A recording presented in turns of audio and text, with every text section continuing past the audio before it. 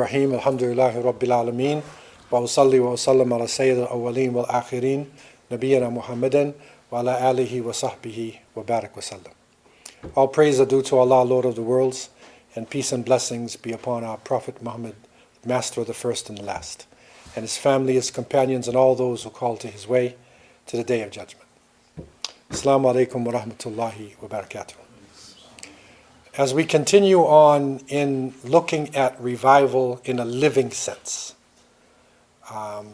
we looked at the concept of revival not being a reform, changing Islam, but bringing the principles of Islam alive in a new context.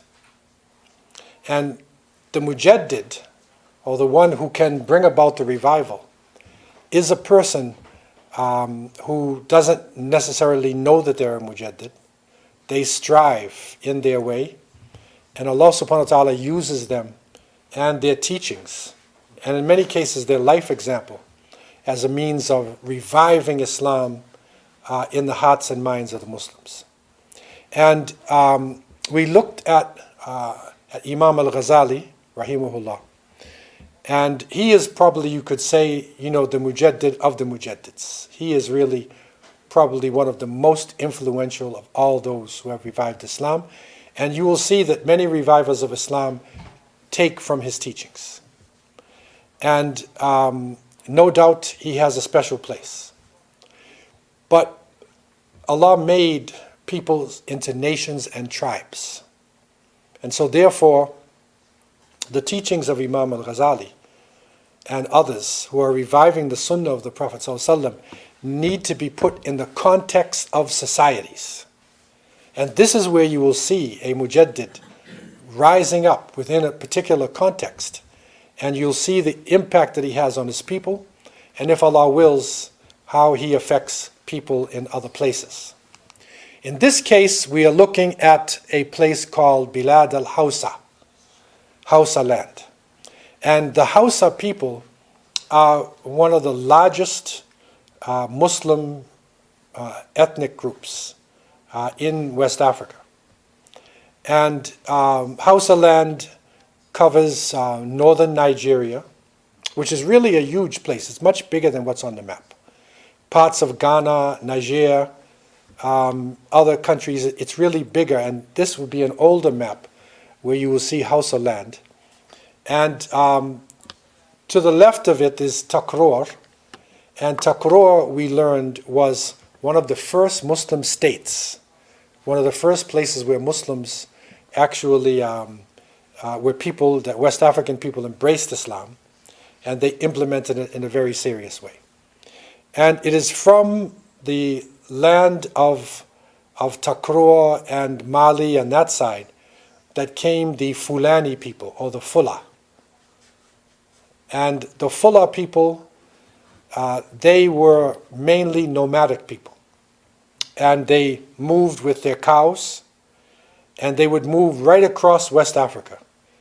And the savannah region is such that in some places, at some times, it's dry, and other times it turns green, based upon the season. Also, they follow the rivers. They follow the growth of vegetation. And they move from country to country. They're not stuck with borders. And this is, in many cases, how Islam spread to different parts of the world.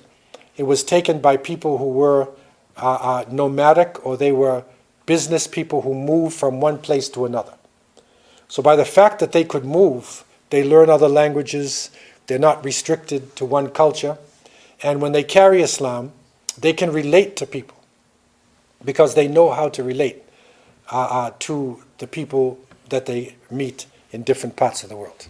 So in Hausa land, just as a slight review, the traditional religion was the Iskoki belief system. And just in the same way that when we looked at India and we looked at Southeast Asia, Hinduism was the ancient religion, and Buddhism came out of that. Of course, there were other religions, Zoroastrians, Jains, and other people as well. And so that would constitute what we call the traditional religion. In Africa itself, it is one of the unique places on earth where every language has a way to say God. Every language. They believe in a supreme being. But what spread around in Africa was a type of belief in spirits or power forces in the universe. And these spirits or power forces relate to the ultimate force. So in other words, in the same way that the Quraysh, the mushrikeen of Mecca, they believed in Allah, but they went through Lat and Uzza to get to Allah. And that is what we call shirk. So when you go through the lesser powers to go to the great power, then you are associating partners with Allah subhanahu wa ta'ala. So in African culture, you will see a belief in power, life. And these spirits, they believed, were everywhere. And the spirits could be in trees, they could be in rocks, they could be in hills. The spirits come out in animals. But, the way it sort of interpreted itself right around the time of the coming of Islam, it sort of took a form of the jinn, what we call the jinn. And the jinn are creatures of smoke created from smokeless fire. And it is our belief that the jinn inhabit empty places. They inhabit graveyards, trees as well. So they sort of incorporated some of these concepts along with their other concepts. We also know that the evil jinn can actually inhabit animals. And the black dog with the white spot under the neck is a good possibility that the jinn could be inside of a dog like that. Also from the Sunnah we learned we have to be aware of scorpions, aqrab. And even snakes themselves. If the snake enters your house, then you have to ask it to leave. Now, in Canada, America, we don't have snakes crawling in our house. But in many parts of the third world, you will have a snake living in your house. We lived with Bedouins in Medina, and we bought a washing machine, which was a big achievement, back in the 70s. There, we had a small washing machine, and my wife was washing, and then suddenly one time this snake popped up, and she just sort of put it back down by reflex. Then she realized it was a snake, right, that was coming out of the washing machine, right? And we also had big scorpions. So the scorpion, the aqrab, the one in Medina was famous because of its poison and still very big, about this size. We also had a type of lizards. And the lizard, the wazakh, in Medina, it would come to your house and you hear, if you hear that sound, that's the wazakh. And it's generally like a beige type of light brown color with pods on its fingers. And so these creatures, the jinn could actually be inside of them. And this belief system is so powerful that up until today, even though Islam spread and was strong and everything, within the folk culture, they still have some of these beliefs. And that's the way it is in India with Hinduism and Buddhism, in other parts with Christianity, whatever it is. If people don't purify their faith, they will resort to their traditional beliefs. Okay? So, and recently I was there in the 90s in Nigeria, and I was staying in a place in Sokoto, this is in the north, and this lizard was in the house. And I asked it to leave, right? It didn't leave. So I found a sticker and I chased it out. And the next day, all the neighbors were like up in arms against me because they have a relationship with the lizards. And you don't fight the lizards, right? So it's something to do with their Skokie belief system. Very, very deep thing that they had within themselves.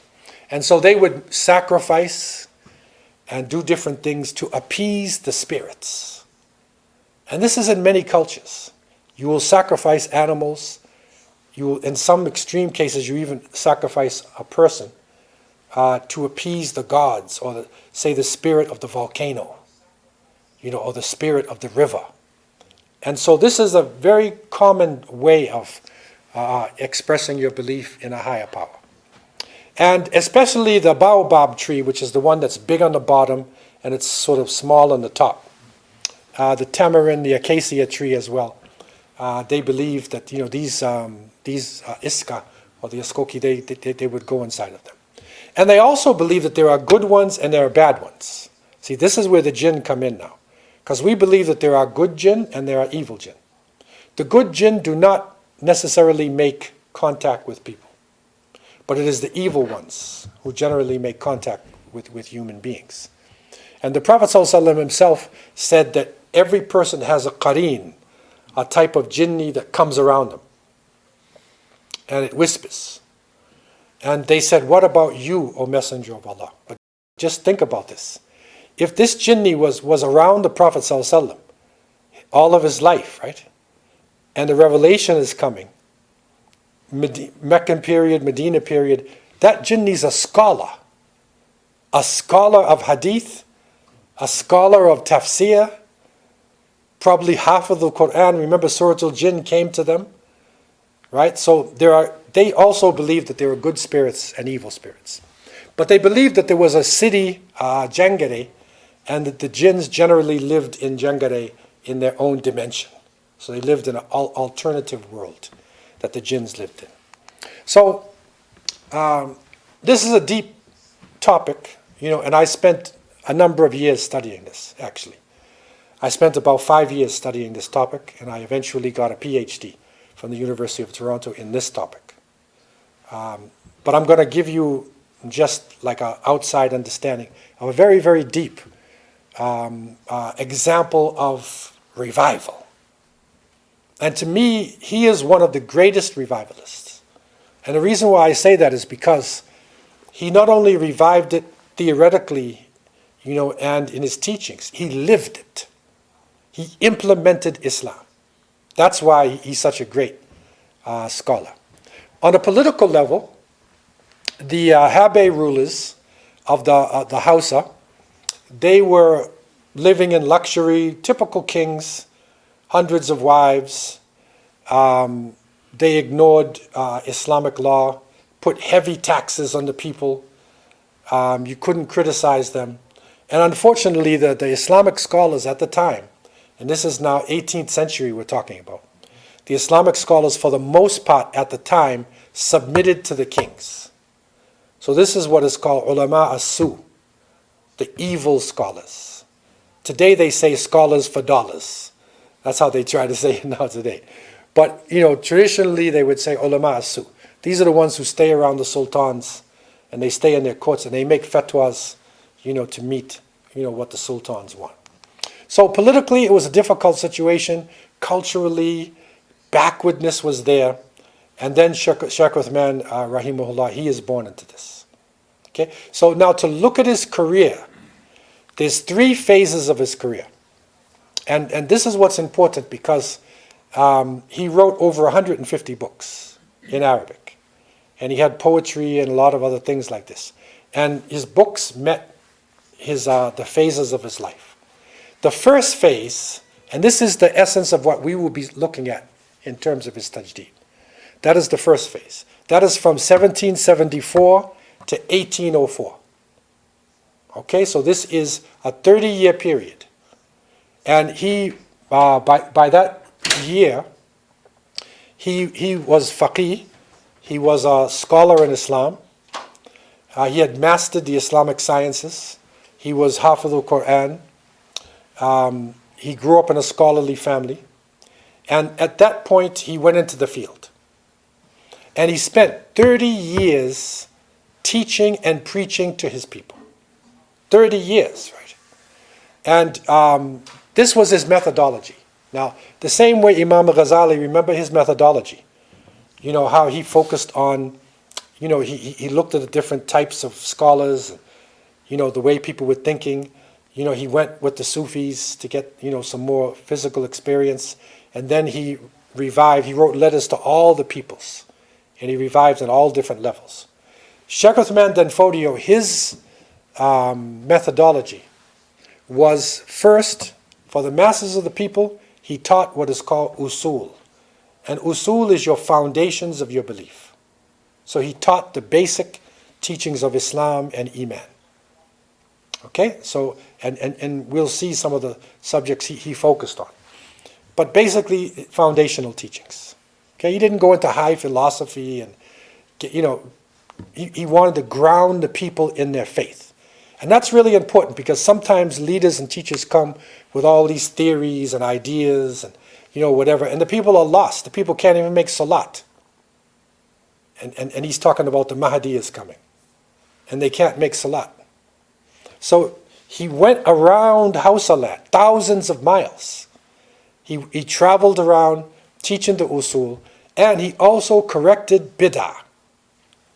Now this is interesting, because this is where he's a different kind of a scholar, because you would think that somebody who's correcting bid'ah would be what we call today a Salafi, right?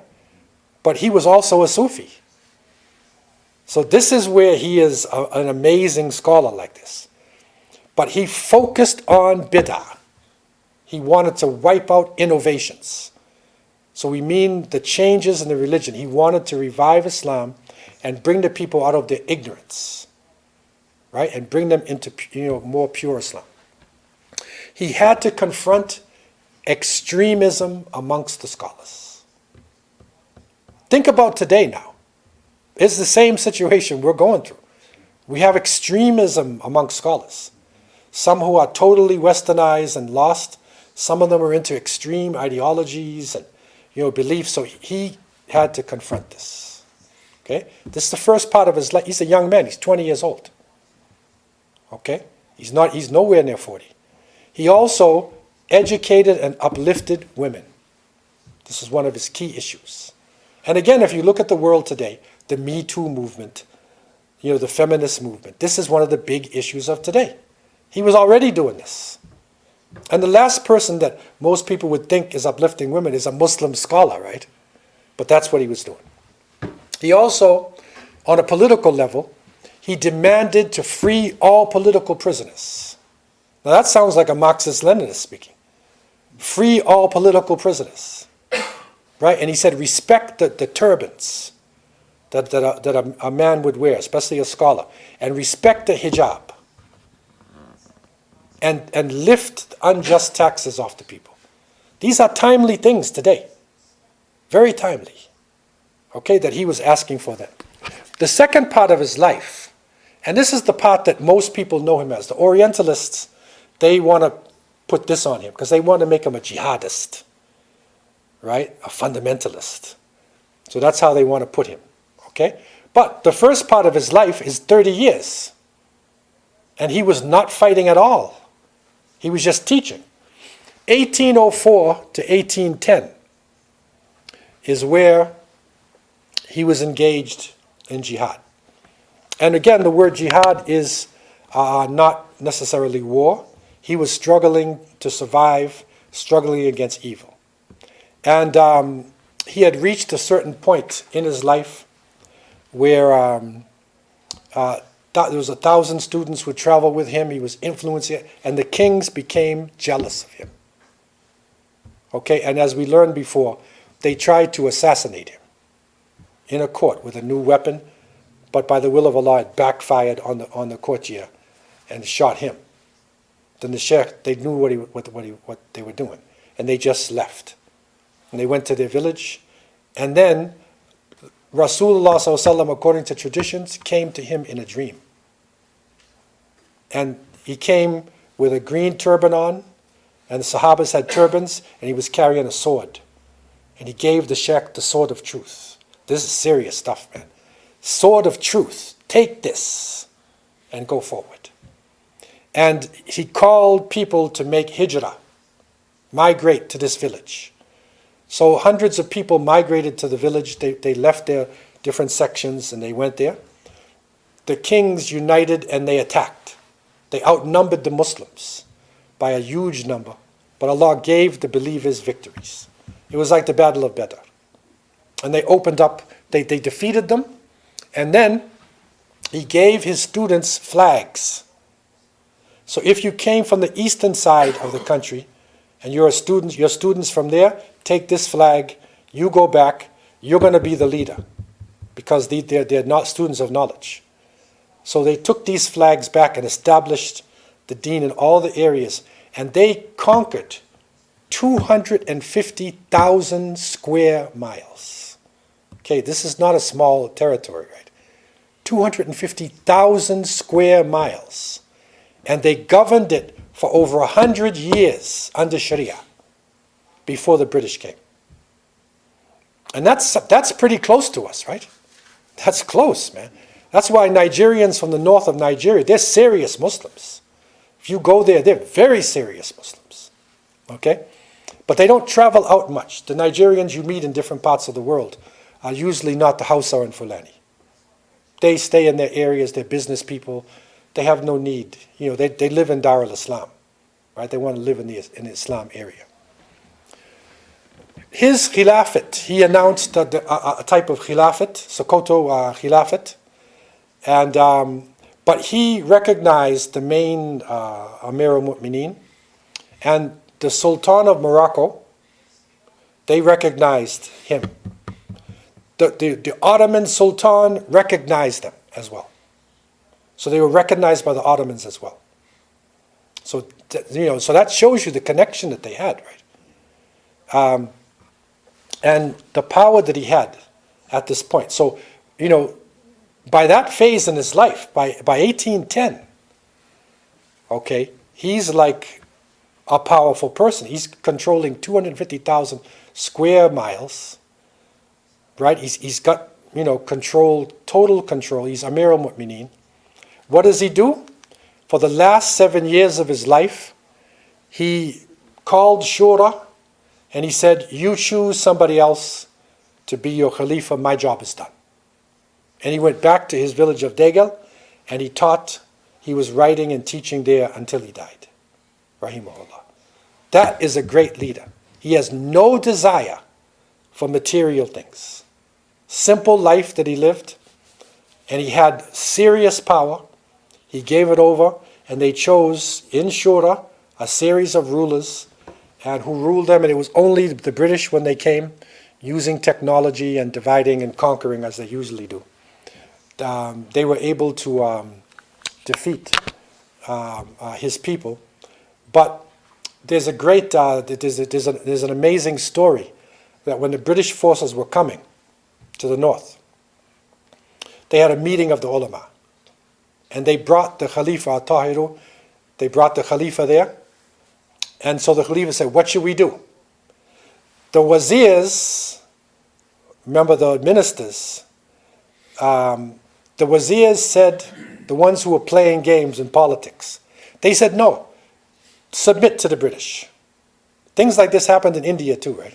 Submit to the British, okay, because the British will allow you to keep your clothes, and you can keep your madrasa, you just got to pay taxes, right? And you got to just submit to their authority. The other ulama said, we only submit to Allah subhanahu wa ta'ala. In the teachings of Sheikh Uthman, you would not submit to anybody like this. Okay? And At-Tahiru chose the position not to submit. And the last scholar, named Sheikh Abdullah, he said, tomorrow we will swim in paradise. Right? We're going to swim in paradise. In other words, he said, we're going to be shaheed, right? Because they had a huge army and they had cannons and stuff, right? But he said, we're not giving in. So they fought, and a good portion of them traveled east. They made a hijrah till they reached the Sudan along the Nile, the Blue Nile. And because Sheikh Uthman said the Mahdi is going to eventually come from the east. So they went to the east, waiting for the Mahdi to come. And eventually a person named Muhammad Ahmed did come in the Sudan. He called himself the Mahdi. But these people who are descendants of Sheikh Uthman, they are still in the Sudan today with the flag of the Sheikh and they're in the Sudan. Right? And they're waiting for the Mahdi to come. So this is a movement that is actually not dead. The people are still around, right? And they still influence people in West Africa, and his teachings have had a profound effect, upon people throughout West Africa. So this was the beginning of his mission. He used to travel to a place. He would, during the week, he would give teachings, and he would teach the common people in their language, right? And then on the weekends, he would do a public lecture. This is his style, right? And as we said, he taught usul, he corrected bid'ah and whatnot. Okay? So this is the area here. Remember, Timbuktu is where the red is. So if you go to the right of Timbuktu, Gao, that's the Niger River, Niamey. Now you see Sokoto. So Sokoto was the capital of Sheikh Uthman. And you see Katsina and Kano.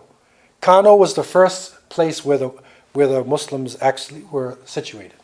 But those places of Zaria, Kaduna, Sokoto, all that area in there, this is northern Nigeria. It's present day today, northern Nigeria. And this is the area that was controlled by the Hausa and the Fulani people, okay, under the Sokoto Caliphate. And what is so interesting about him, and I had the opportunity to go deep into this, and I actually implemented some of his style in the Jami Mosque, right? Because I was overwhelmed with the Jami Mosque. I didn't know what to do. But I was studying him, okay? And one of the things that influenced me a lot, which he said, which is so important, he said that, it was said about him, that whenever he would go to speak, he would first make 2 rakats by himself, right? Ask Allah to help him. And then he would go out and give his talk, and it didn't matter if there was 5 people or 500 people, because he's doing it for Allah. It didn't matter whether they were all children, or whether they were women, or whether they were scholars, because he's doing it for Allah. So he teaches his class because he's doing it for Allah subhanahu wa ta'ala. And that was some really good advice to do that, because it was a daunting task for me and other young people coming into this position. When the Jami Mosque got big, there was 1,000 people for Jummah, man. We never had anything like this. And you get butterflies and everything, right? So I would go in the office and close the door. I would make my 2 rakats. But what I would do is, it's a trick. I would do push-ups, because if you're ever really nervous, exercise, because the exercising takes away the nervousness, because your body's functioning on surviving, right? So his style was simple style, no flowery words, clear, simple style. And when he spoke to the ulama, it was classical Arabic language. And what I like about him is that he was a well-documented scholar. When he gives you a subject, he would even say who he got it from in most cases, right? He documents all the things that he did. And he does it in a concise way. So all of his books are like training manuals. They're literally training manuals. And each of his books, they're not like philosophy to take you out, they are practical things. So they deal with issues, of the revival itself. Okay? And so he didn't write in a vacuum. He wrote to confront the situation he was living in. Okay? So his works were in Fulfulde, which is the Fulani language, also Hausa. He also preached in Tamashek. Tamashek, remember the Tuaregs who wear the veils, right? He could speak their language too. Because his Sheikh, Jibril ibn Umar, who went to Medina and studied under the same one as Muhammad ibn Abdul Wahhab and Shah Waliullah Dahlawi, he was a Tuareg, right? And that was the teacher of Sheikh Uthman. So he could speak Tamashek also to the Tuaregs who came in from the desert. And he focused on Aqidah, Fiqh. In Aqidah class, we were also introduced to Ibn Taymiyyah and, whatever, our Aqidah class was basically to try to purify our faith, to get out of bid'ah, right? And to get into the sunnah. And we had people from all schools of thought were there, and we were studying together in Medina. Most of my teachers were not Saudis, by the way. They were Egyptians and Syrians. But in Aqidah, it was Saudi. And he was a great teacher, Sheikh Ghunayman. And I was surprised that one summer when I came back, and I was teaching, I ran into a brother from Buffalo, Brother Musa, Abdullah Hakim, and he was an expert in Sheikh Uthman Dan Fodio. I didn't know that West Africa had scholars like this. And he told me his problem was he couldn't read Arabic. Okay? So he said, read this.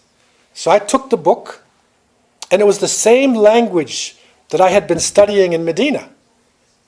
And I thought only people in Iraq speak like this, or people in Saudi Arabia, or Syria. It was the same classical Arabic. So I could immediately get into the book and follow it in the same way that I was being trained over there. So I realized, his level of scholarship. And interestingly enough, one of his most important works is called Ihya as-Sunnah wa Ikhmad al-Bid'ah. That's one of his most important works. And that is bringing life to the Sunnah and destroying Bid'ah. Okay, remember Ihya, right? Remember Imam Ghazali, Ihya Ulum ad-Din. Okay, his was Ihya as-Sunnah. Now, this is a deep thing because many so-called Salafis, if they hear his name, they say he's a Sufi. Right? Because of his relationship with the Qadiriyya Tariqah. But his main book reads like one of the strongest attacks on bid'ah that you can possibly find. Okay? So this is the kind of person that he was, where he combined the spiritual aspect, the fiqh aspect, the aqidah. He's combining all these things, and he's bringing life into it. And this is what he said. He said, let the critic of this book know that my intention is the revival of the Sunnah of Muhammad and the destruction of satanic innovation. My intention is neither to bring shame upon the people nor to engage in finding faults. See what he said? Deep thinker. I didn't come here to shame you. I didn't come here to find your faults, but I came here to weed out the dangerous innovations that have come into my land. That is a mujaddid. That's the essence of a mujaddid, right there. And it's not something new. There are other mujaddids who have come, right? But what is unique about him is that he does it in West Africa. And that is slightly different culture, because people of the world have their own cultures. So he has got to approach the cultures of these places. So he, and this is really the essence of my my thesis, okay? And it comes, it was edited by a South African sister, an Egyptian published it, and he called it "In the Heart of a West African Islamic Revival." So this is my thesis, okay? And I didn't like to, I wanted a better publication, and I'm working on another edition. But this has been published, and if anybody's interested, I have some copies of it that you could actually get it. Okay, but you need to know the context of it to really understand, because it was a history thesis, and history thesis is heavily weighed down by your footnotes and your proofs and your arguments. Like really weighed down, right? Okay, but Sheikh Uthman Dan Fodio now, what did he revive? Part of their problem, they had a problem in some areas with nakedness and with hygiene. Okay? He's a very practical person now. He's dealing with the actual problems that they had. And some people would even relieve themselves. They would go to the bathroom around houses of worship. I don't know whether they thought they're getting some blessing from it or something like that. But, and then even in Tahara, when they purified themselves, they would actually be too rough on their private parts. And he actually showed them how to purify themselves. See how deep he went, right? He's actually dealing with the people's hygiene, right? That's how he starts, okay? And nakedness was there as well. And that's where, now if you see Hausa Muslims and Fulanis, if you look at even at Islamic dress, especially the males, they probably wear more clothes than anybody else in the Muslim world. You ever see they have a thing like that and they have a thing like that, right? Where they flip over, right? And the women also have a thing, top, whatever. They are fully clothed. And if you're in the area, this is what you will see, okay? So he, dealt with this nakedness that was there and helped them with their hygiene. Also, he went so deep, he went into women's issues, menstruation and childbirth, okay? Because there were cases where men were having sexual relationships with women while they were in their periods, menstruating, okay? And he stopped that, and he taught them Islamic intimacy, right? Which is deep teaching now, he's going that way. And also, in fasting, they had different bid'ah, they would go too long, or, certain extreme things. They would starve themselves thinking that they're getting extra blessings. He brought them into the sunnah. So he literally analyzed his people, all the parts of their life, right? And he went through it and he brought them to the sunnah. Okay, so this is a living example of a mujaddid. Now, one of the things he did, which is an amazing thing, it's shocking to a lot of people. There is a thing called FGM. Okay, that's female genital mutilation. Now, FGM is something which is common in certain parts of the Muslim world. It's especially common on the Nile River. So that would be southern Egypt, Sudan, Somalia, parts of Ethiopia, and it also was over in West Africa. Okay? There's a form of it that the Shafi'i school of thought also does. Males are circumcised, cutting off the skin. And I'll be graphic because we're not children. Women also, there is a form of this that was being done where the top of the clitoris, they cut a little bit of it off. Okay? And that's what they call the sunnah one. All right? FGM is something else.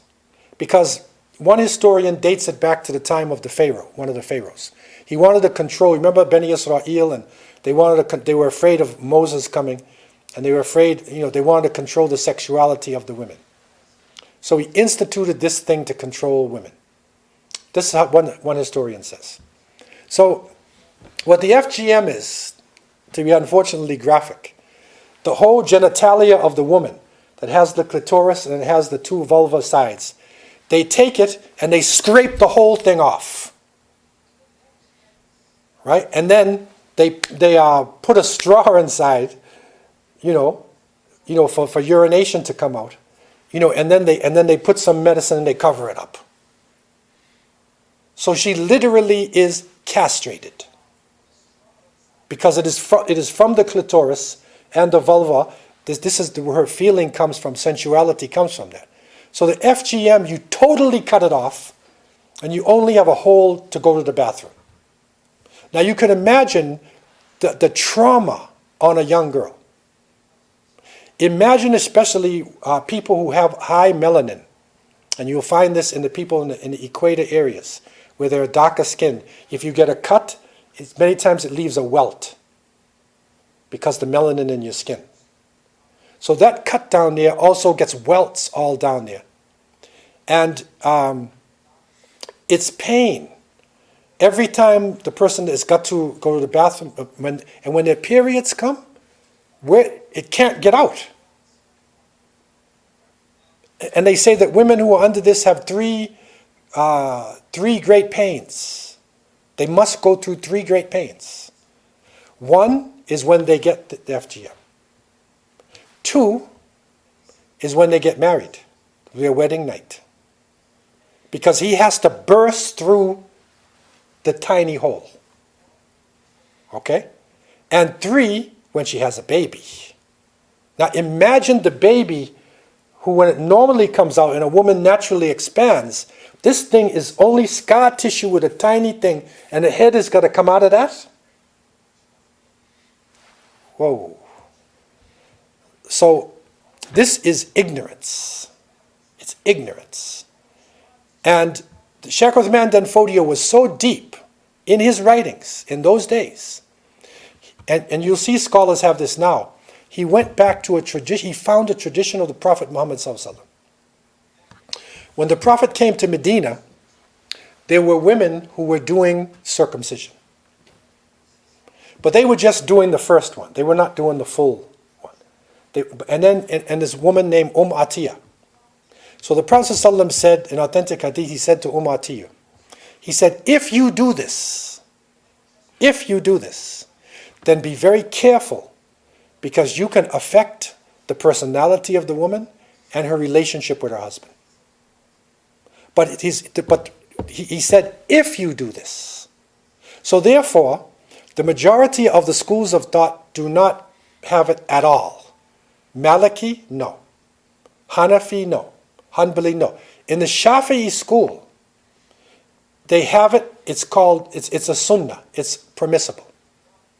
So it's permissible to do just the top foreskin on the top of the woman, right?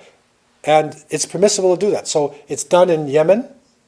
It's also done in parts of Indonesia. It's done. Okay, and unless you're Indonesian, you wouldn't know this. Right?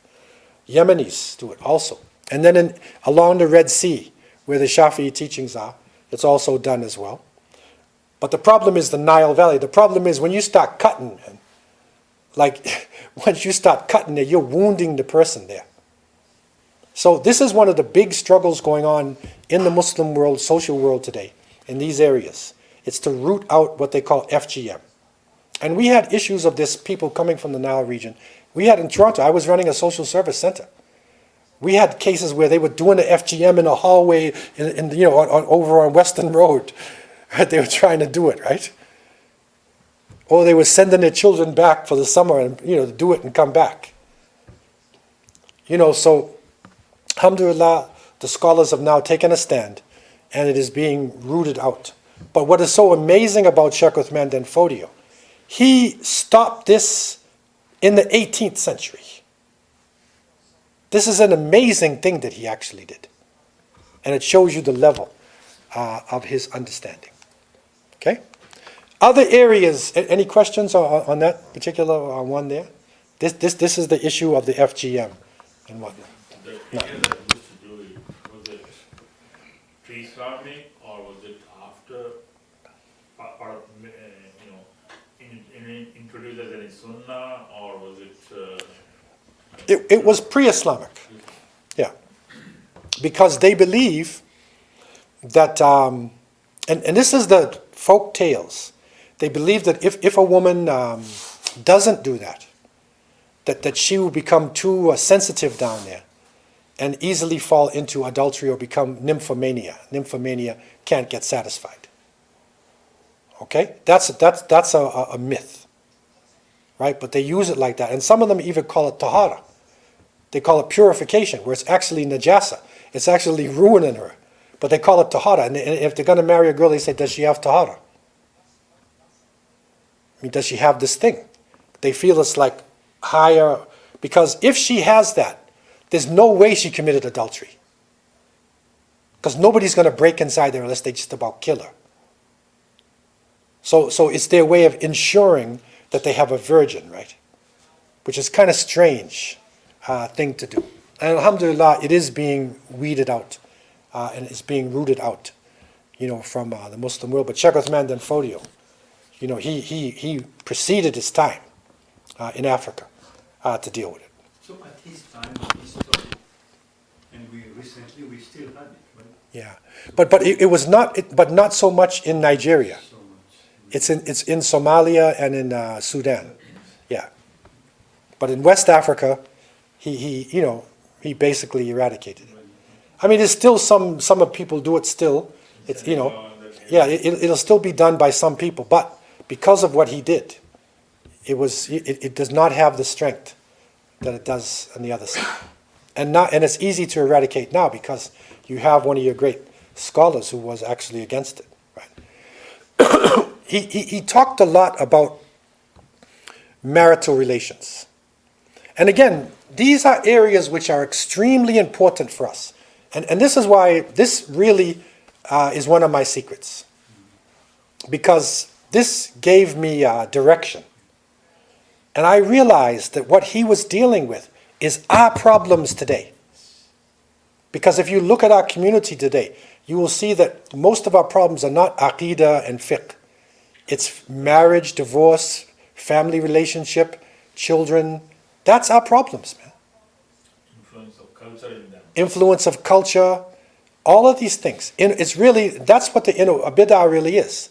A bid'ah is another culture influencing your Islamic culture and overcoming it. And it changes it around. So they had corrupt practices in giving their dowry. And I saw this up until now. I witnessed certain things there. And if you want to get married to the girl, right, up until today, right, you want to get married, the father's sitting there, and you got to bring in a stack of cloth, and you put it in front of him. And he looks at the cloth to see how good it is. If it's good enough, then he says, okay, talk. Like if you don't even, it's almost like a bribe, right? And so they literally had to bribe everybody. You got to pay off a lot of people if you want to get the bride. Okay? And this is not right. So he showed them what the proper maha is, the dowry. He showed them what it is, how to deal with each other. This happens in other cultures as well, where you got to pay off the uncles and the aunties, and whatever, before you, get married. Then also, this is an interesting one, in the walima. You see, he said no lewd singing.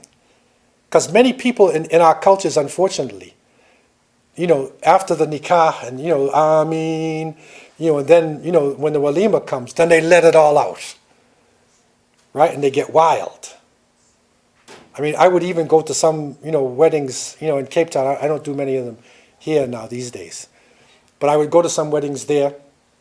After the main thing is over and we eat the food, I leave. Like, I don't stay. Because I can't take it.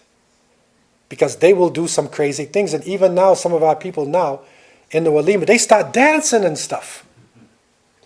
They start doing all kinds of things. He attacked this. And he said, no intoxication.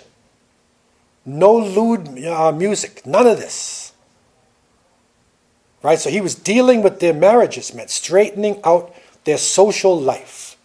This is what is called social intellectual history. This man, by allowing them to have sex with somebody else, they went to extremes. Because especially if you're as an upper class, really powerful person. Okay? He looked at their food and their drink. Right? And he showed them what the sunnah was eating, how to eat properly, how to balance yourself. He was reforming the whole society from the bottom up. So he didn't start with high philosophy and some of the things. He started from the bottom. He's dealing with the everyday habits. And that's actually what we need today. We need a new house cleaning to be done on our whole Muslim society. Because a lot of bad habits have come back into us. Just go to people's weddings, right? Even after the janazah, what they do, some of the folk tales and things that they have, we need somebody like this. In the masjid, he tried to bring the masjid back in the example of the Prophet Muhammad sallallahu alaihi wasallam. Because they used to tell a lot of stories and, jinn stories and, this and that. And so he said, no, get this out of here, just use authentic things. And they would even call the adhan in their own language, whatever. But he straightened out all their practices with the masjids. So he's working, family, house, right? Marital relationship, children, whatever. Now he's in the masjid, right? The birth of a child. Oh man, this is where you see a lot of strange things amongst people.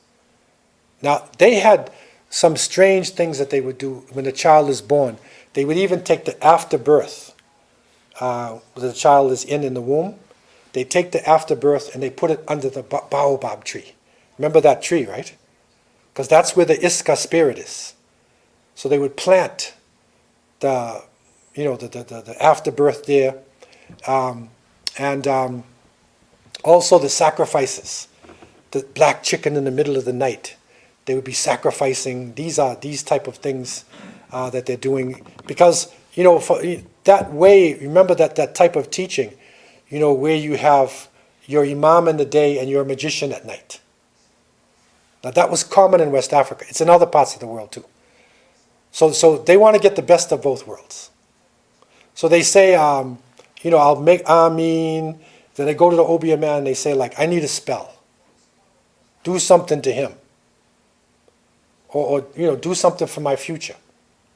Right? Or people go to astrology. They go to magicians, right? We have it up until now.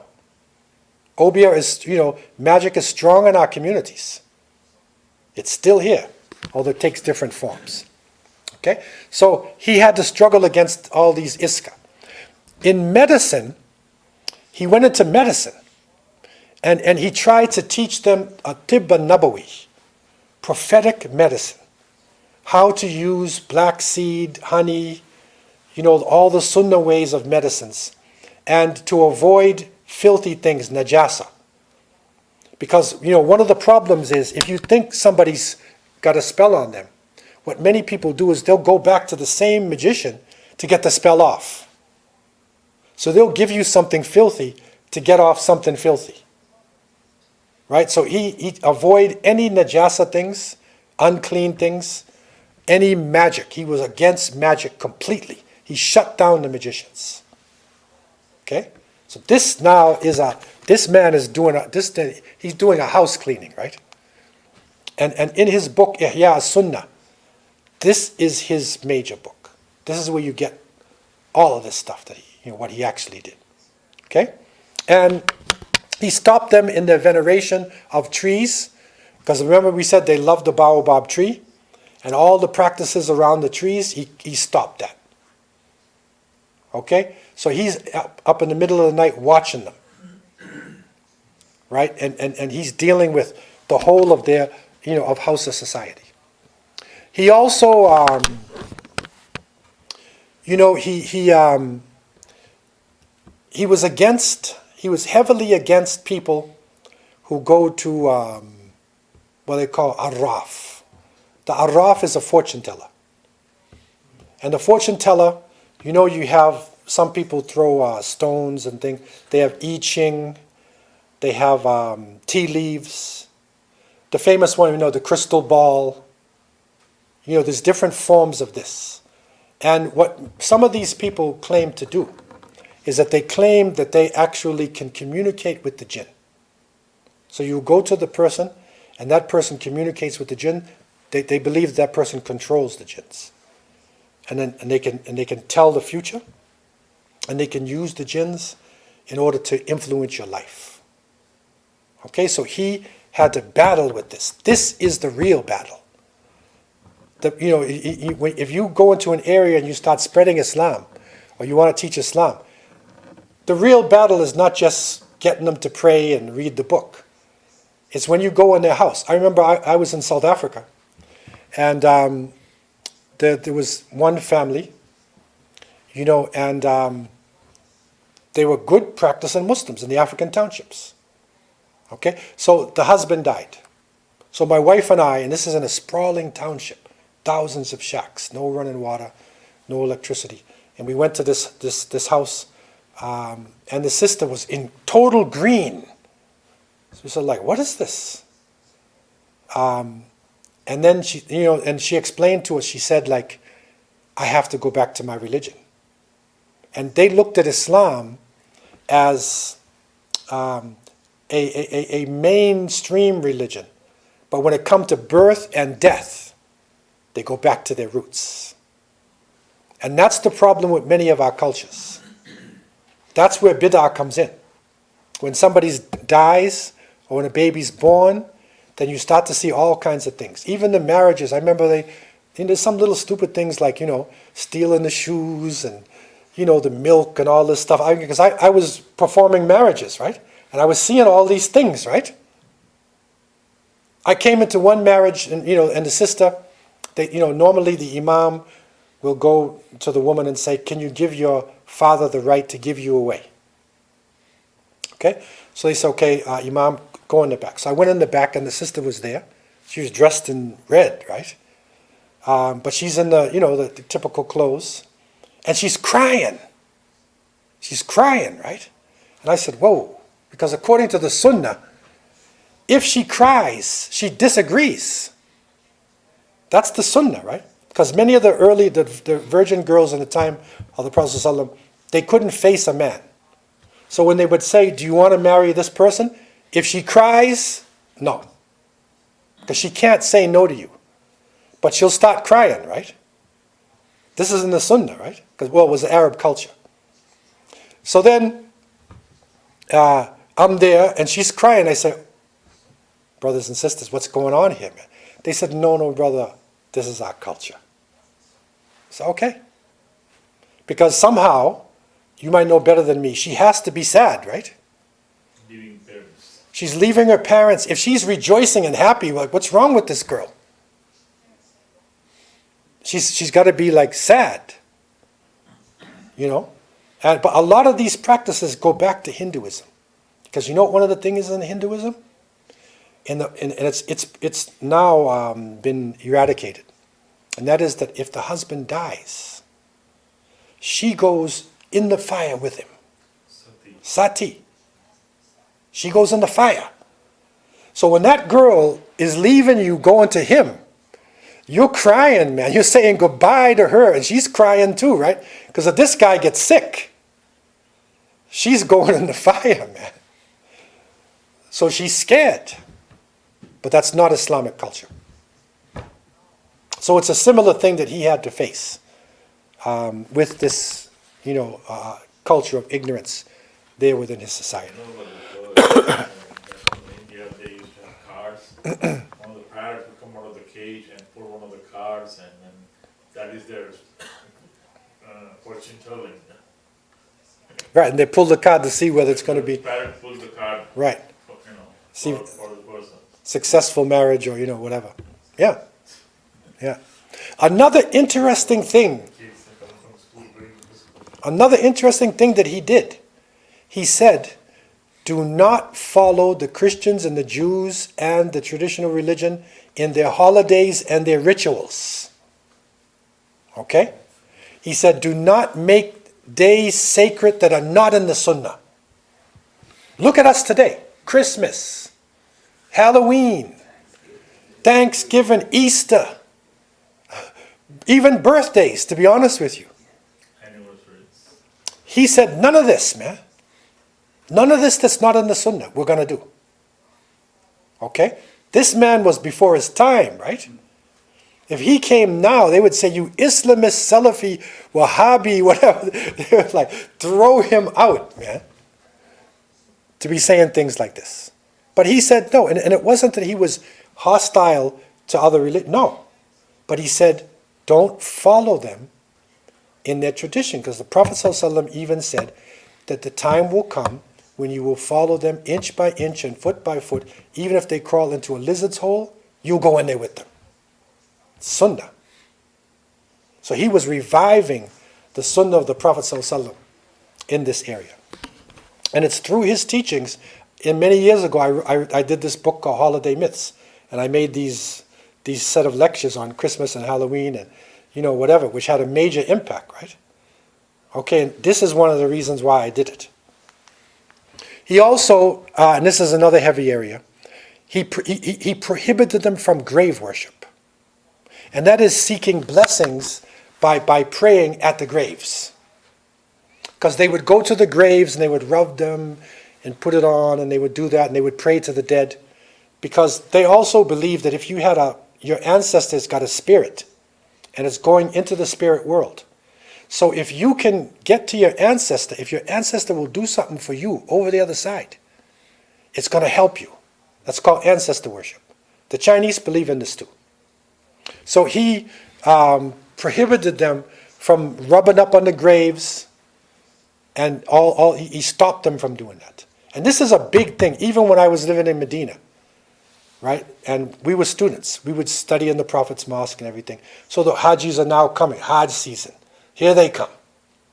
And they come inside the masjid, and the grave is here and the Qibla is there. And when they leave, they go like this. The Qibla is here, right? They go like they're praying, right? And then they go like this. And one of my friends, a Moroccan brother, he would grab them and turn them like this. And he'd go to the next one and grab them and turn them like that. And as soon as he goes, then they would go, and they turn back. And then they're rubbing everything.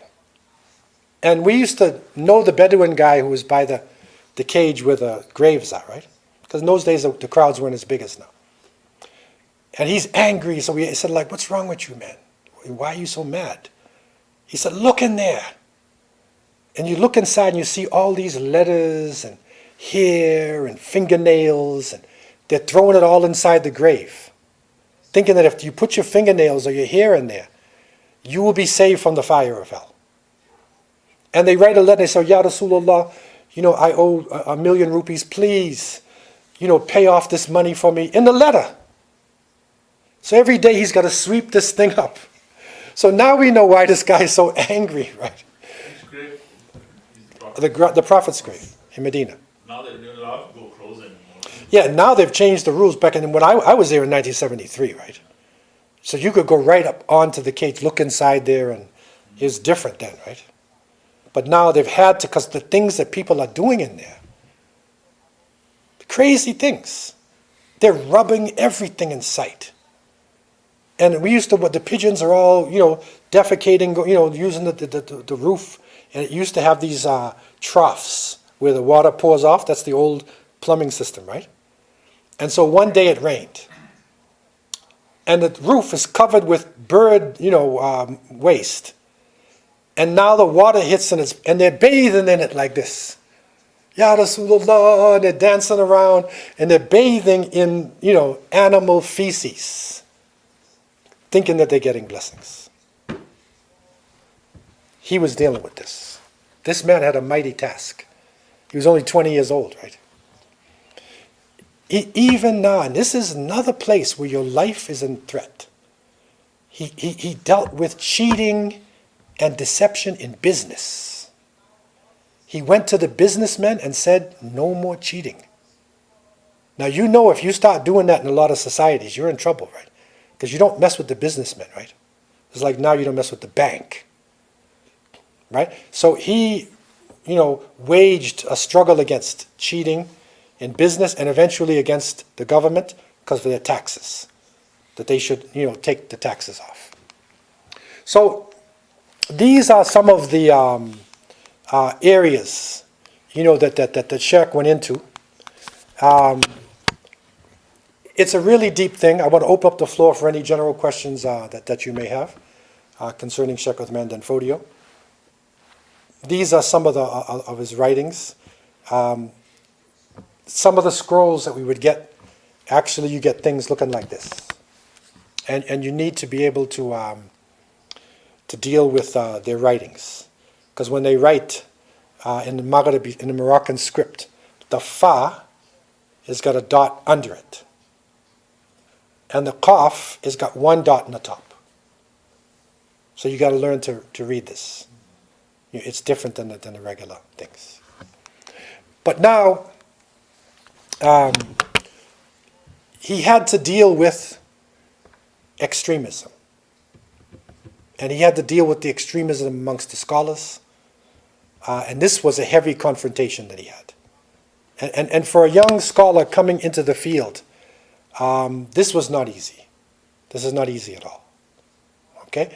And I want to, show you the categories before we close the class for today. But to show you how he broke down. Remember Imam al-Ghazali, he was dealing with scholars he had to deal with certain categories of scholars. But he dealt with especially what he called venal scholars, like the evil scholars. Ulama as-su. He divided them into 4 categories. One are the scholars and students who refuse to recognize disbelief in Hausa land. These are the people who know that the bid'ahs and everything are going on.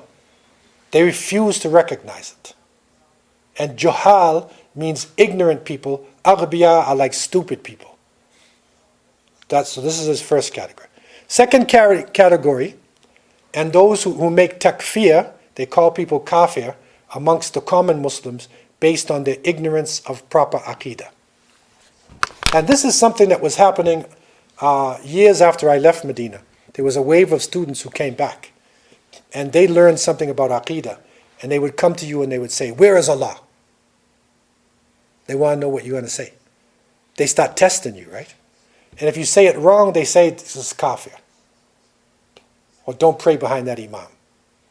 Instead of helping them, if you know something they don't know, teach them. They will make takfir of them in order to control them. So there was a category of scholars who were doing this. And they had an aqidah book called Aqidah al-Sughra, which was being used by the Sanusi movement in southern Libya and the desert. So they used this book called Aqidah al-Sughra. So this would be like what today would be extreme Salafis. So they had a group like this. He had to deal with them too. The third category is those who make takfir on people who commit major sins. So this is the Khawarij. And this is the groups like ISIS and all that, the Khawarij way outside. He had a group like that. If you commit sin, father used to do it, then we're going to let it go. So he had to deal with these categories of people. And he tailor-made books to deal with all of these groups. Right? He gives you a handbook, how to address their problems, how to deal with them, how to refute them. Right? And this is what he spent in his 30 years in the field, going from place to place, until his popularity built to the point where everywhere he traveled, 1,000 students are walking in back of him. 1,000 students following him everywhere he went. That was his strength. This is when in that 30-year period, right? They would follow him all around the place. And he was from the Fulani people, and they're nomadic. So they move from place to place, right? So he would, move from a village to another village. And when he reaches the other village, he finds a nice tree or area. He said, "This is where we go." And then the university is there. And there's all kinds of circles of knowledge going on. And it's like a university following him around from place to place, right? And so this was a major confrontation for him. It was not an easy one. This may have been one of his most difficult confrontations. Because the ignorant people, if they respect you, you can teach them, right?